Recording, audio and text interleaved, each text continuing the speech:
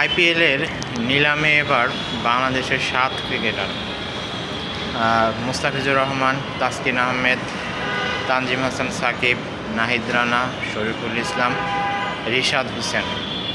এখন এই 7 ক্রিকেটারের মধ্যে দল পাওয়ার সম্ভাবনা কার বেশি? আপনারা কি মনে করেন?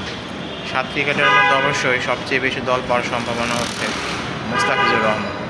মুস্তাফিজুর রহমান এবার আইপিএলে তার ভিত্তিমূল্য হচ্ছে 2 কোটি রুপি। এবার আইপিএলের যেটা নিলাম শুরু হবে, নিলাম শুরু হবে 16ই ডিসেম্বর,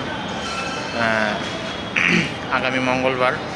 এখন বাংলাদেশ থেকে কি মুস্তাফিজ ছাড়াও কি আর অন্য কেউ সুযোগ পাবে আইপিএলে? সেটা হয়তো নিলামের দিনে বোঝা যাবে। শোনা যাচ্ছে এবার মুস্তাফিজের ব্যাপারে 3টি দল খুবই আগ্রহী, বিশেষ করে Kolkata night Riders, Delhi Capitals এবং হায়দ্রাবাদ। তারা মুস্তাফিজকে কেনার ব্যাপারে আগ্রহী। সেটা নিলামের দিনই হয়তো বোঝা যাবে যদি মুস্তাফিজ দল পেয়ে যায়। মুস্তাফিজের সাথে রিশাদ হোসেনের দল পাওয়ার সম্ভাবনাই বেশি, কারণ পাঞ্জাব কিংস রিশাদের ব্যাপারে খুবই আগ্রহী। কারণ আপনারা জানেন পাঞ্জাব কিংসের কোচ হচ্ছে রিকি পন্টিং, যিনি অস্ট্রেলিয়ার বিগ ব্যাশে কোচিং করাচ্ছেন।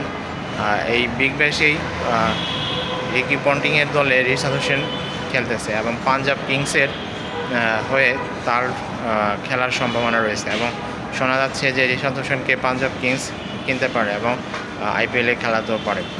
তানজিম হাসান সাকিব, শরীফুল ইসলাম, নাহিদ রানা, তারপর রাকিবুল ইসলাম, তাদের ভিত্তিমূল্য হচ্ছে 30 লাখ রুপি। অন্যদিকে কিছু প্লেয়ারের ভিত্তিমূল্য হচ্ছে 75 লাখ রুপি, আর একমাত্র মুস্তাফিজুর রহমানের ভিত্তিমূল্য হচ্ছে 2 কোটি রুপি। আর মুস্তাফিজুর রহমানকে 3টি দল নিয়ে কারাকারি করতে পারে, কারণ মুস্তাফিজের ব্যাপারে এই 3টি দল অনেক আগ্রহী। এটা হয়তো সময়ই বলা যাবে। আপনি কি মনে করেন বাংলাদেশের মুস্তাফিজ কি এবার আইপিএলে দল পাবেন?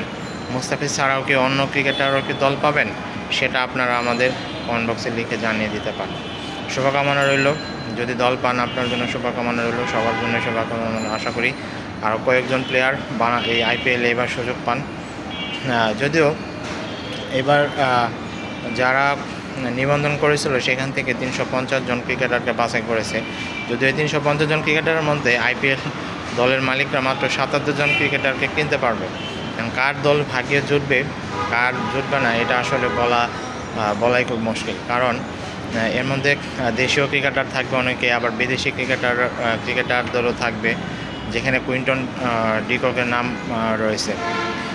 আর বাংলাদেশ থেকে যে 1 জন, 2 জন, 3 জন চান্স পাবে এটা অবশ্য বলা যাচ্ছে না, কারণ বাংলাদেশ থেকে যদি 1 জন, 2 জন চান্স পায় তাহলে সেটাই হবে অনেক বড় কিছু। আশা করি বাংলাদেশ থেকে মুস্তাফিজ ছাড়াও আরও 2-1 জন প্লেয়ার সুযোগ পাবে এবং বাংলাদেশের নাম তারা উজ্জ্বল অক্ষরে লিখে আসবে আইপিএলে। ধন্যবাদ সবাইকে, ভালো থাকবেন।